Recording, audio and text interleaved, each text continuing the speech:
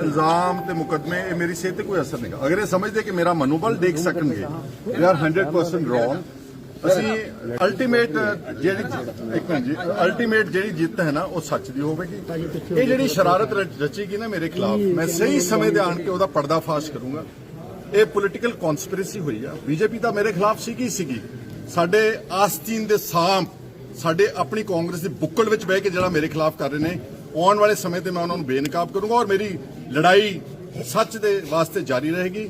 और मैं जिदा पहला क्या कि कूड़ नुखुट्टे नानका उड़क सच रहे। Truth can be suppressed, it can not be overpowered. I will fight to the last breath of mine. I will continue to fight for justice in this country. I will continue to fight any kind of operation, जितना चाहे वो लख मैनू victimise कर लैन। मेरा मनोबल वाहिगुरू की कृपा दे नाल। खैरा साहब जिहड़ा अनमुखी वतीरे की गल आई सी, मैसेज आया सी बेटे दा, की सी ਉਹ? ਆ ਕੜਾ ਲਾਉਣ ਦੀ ਕੋਸ਼ਿਸ਼ ਕੀਤੀ ਸੀਗੀ। ਮੈਂ ਕਿਹਾ ਜੇ ਜਾਨ ਹੈ ਤੇ ਲਾ ਦਿਓ, ਇਸ ਕਰਕੇ ਉਹਨਾਂ ਤੋਂ ਲੱਥਾ ਨਹੀਂ।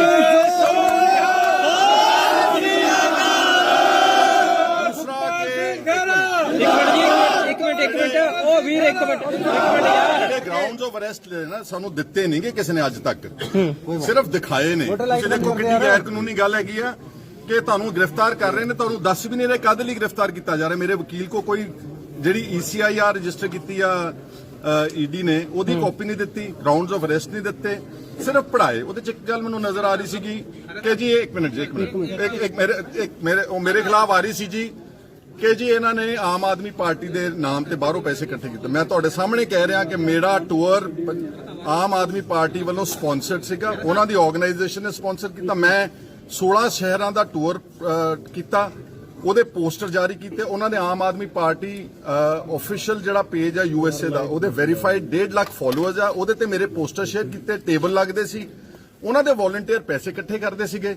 ਉਹ ਸਾਰਾ ਪੈਸਾ ਕੇਜਰੀਵਾਲ ਨੂੰ ਗਿਆ ਵਾ ਤੇ ਬੇਬੁਨਿਆਦ ਮੇਰੇ ਤੇ ਇਲਜ਼ਾਮ ਲਾ ਕੇ ਇਦਾਂ ਦੇ ਝੂਠੇ ਮਨ ਘੜ ਜਿਹੜਾ ਮੇਰਾ ਸ਼ਡਿਊਲਡ ਅਫੈਂਸ ਲਿਆ ਇਹਨਾਂ ਨੇ ਫਾਜ਼ਿਲਕਾ ਦਾ, ਉਹਦੇ ਚ ਮੇਰਾ FIR ਵਿੱਚ ਨਾਮ ਨਹੀਂਗਾ, ਮੇਰਾ ਚਲਾਨ ਵਿੱਚ ਨਾਮ ਨਹੀਂਗਾ, ਮੇਰਾ ਸਾਰੀ ਟ੍ਰਾਇਲ ਉਹ ਬੰਦਿਆਂ ਨੂੰ ਸਜ਼ਾ ਹੋਈ, ਕਿਸੇ ਵਿਟਨੈਸ ਨੇ ਮੇਰਾ ਨਾਮ ਨਹੀਂ ਲਿਆ, ਮੇਰੇ ਤੋਂ ਕੋਈ ਰਿਕਵਰੀ ਨਹੀਂ ਗਈ।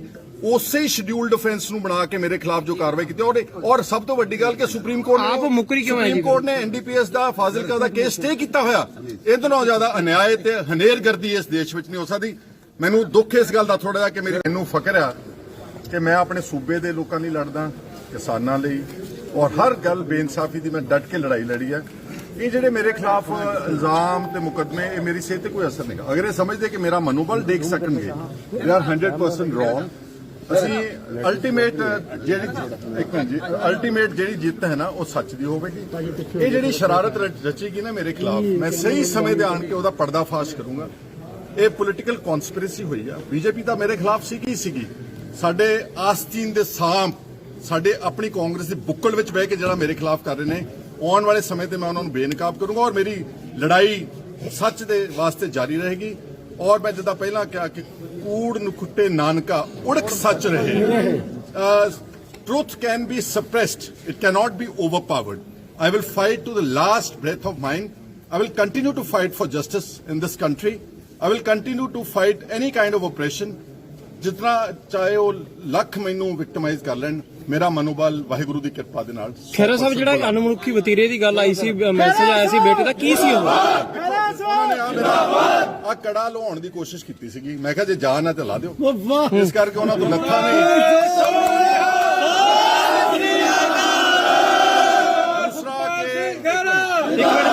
ਇੱਕ ਮਿੰਟ ਉਹ ਵੀਰ ਇੱਕ ਮਿੰਟ ਯਾਰ, ਜਿਹੜੇ ਗਰਾਊਂਡਸ ਆਫ ਅਰੈਸਟ ਨੇ ਨਾ ਸਾਨੂੰ ਦਿੱਤੇ ਨਹੀਂਗੇ ਕਿਸੇ ਨੇ ਅੱਜ ਤੱਕ, ਸਿਰਫ ਦਿਖਾਏ ਨੇ। ਤੁਸੀਂ ਦੇਖੋ ਕਿੰਨੀ ਗੈਰ ਕਾਨੂੰਨੀ ਗੱਲ ਹੈਗੀ ਆ ਕਿ ਤੁਹਾਨੂੰ ਗ੍ਰਿਫਤਾਰ ਕਰ ਰਹੇ ਨੇ, ਤੁਹਾਨੂੰ ਦੱਸ ਵੀ ਨਹੀਂ ਰਹੇ ਕਦ ਲਈ ਗ੍ਰਿਫਤਾਰ ਕੀਤਾ ਜਾ ਰਿਹਾ। ਮੇਰੇ ਵਕੀਲ ਕੋ ਕੋਈ ਜਿਹੜੀ ECIR ਰਜਿਸਟਰ ਕੀਤੀ ਆ ਈਡੀ ਨੇ, ਉਹਦੀ ਕਾਪੀ ਨਹੀਂ ਦਿੱਤੀ, ਗਰਾਊਂਡਸ ਆਫ ਅਰੈਸਟ ਨਹੀਂ ਦਿੱਤੇ, ਸਿਰਫ ਪੜਾਏ। ਉਹਦੇ ਚ ਇੱਕ ਗੱਲ ਮੈਨੂੰ ਨਜ਼ਰ ਆ ਰਹੀ ਸੀਗੀ ਕਿ ਜੀ ਇੱਕ ਮਿੰਟ ਮੇਰੇ ਖਿਲਾਫ ਆ ਰਹੀ ਸੀ ਜੀ ਕਿ ਜੀ ਇਹਨਾਂ ਨੇ ਆਮ ਆਦਮੀ ਪਾਰਟੀ ਦੇ ਨਾਮ ਤੇ ਬਾਹਰੋਂ ਪੈਸੇ ਇਕੱਠੇ ਕੀਤੇ। ਮੈਂ ਤੁਹਾਡੇ ਸਾਹਮਣੇ ਕਹਿ ਰਿਹਾ ਕਿ ਮੇਰਾ ਟੂਰ ਆਮ ਆਦਮੀ ਪਾਰਟੀ ਵੱਲੋਂ ਸਪਾਂਸਰਡ ਸੀਗਾ, ਉਹਨਾਂ ਦੀ ਆਰਗੇਨਾਈਜੇਸ਼ਨ ਨੇ ਸਪਾਂਸਰ ਕੀਤਾ। ਮੈਂ 16 ਸ਼ਹਿਰਾਂ ਦਾ ਟੂਰ ਕੀਤਾ, ਉਹਦੇ ਪੋਸਟਰ ਜਾਰੀ ਕੀਤੇ। ਉਹਨਾਂ ਨੇ ਆਮ ਆਦਮੀ ਪਾਰਟੀ ਆਫੀਸ਼ੀਅਲ ਜਿਹੜਾ ਪੇਜ ਆ USA ਦਾ, ਉਹਦੇ ਵੈਰੀਫਾਈਡ 1.5 ਲੱਖ ਫਾਲੋਅਰਸ ਆ, ਉਹਦੇ ਤੇ ਮੇਰੇ ਪੋਸਟਰ ਸ਼ੇਅਰ ਕੀਤੇ, ਟੇਬਲ ਲੱਗਦੇ ਸੀ।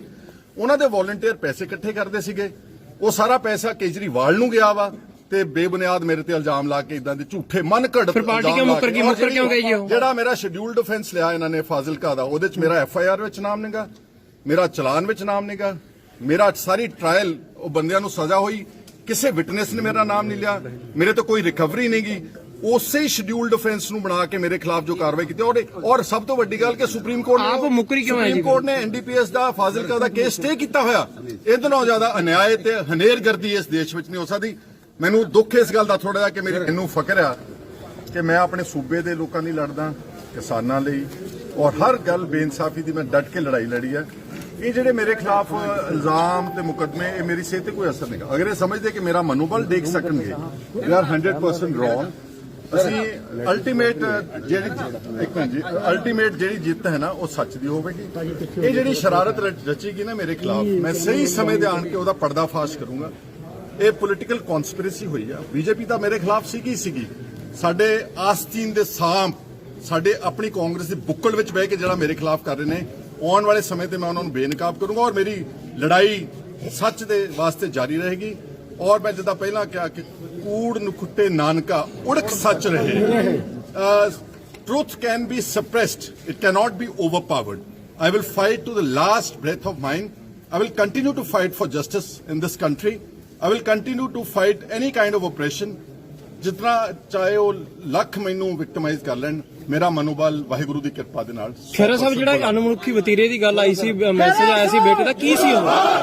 ਉਹਨਾਂ ਨੇ ਆ ਕੜਾ ਲਵਾਉਣ ਦੀ ਕੋਸ਼ਿਸ਼ ਕੀਤੀ ਸੀਗੀ। ਮੈਂ ਕਿਹਾ ਜੇ ਜਾਨ ਹੈ ਤੇ ਲਾ ਦਿਓ, ਇਸ ਕਰਕੇ ਉਹਨਾਂ ਤੋਂ ਲੱਥਾ ਨਹੀਂ।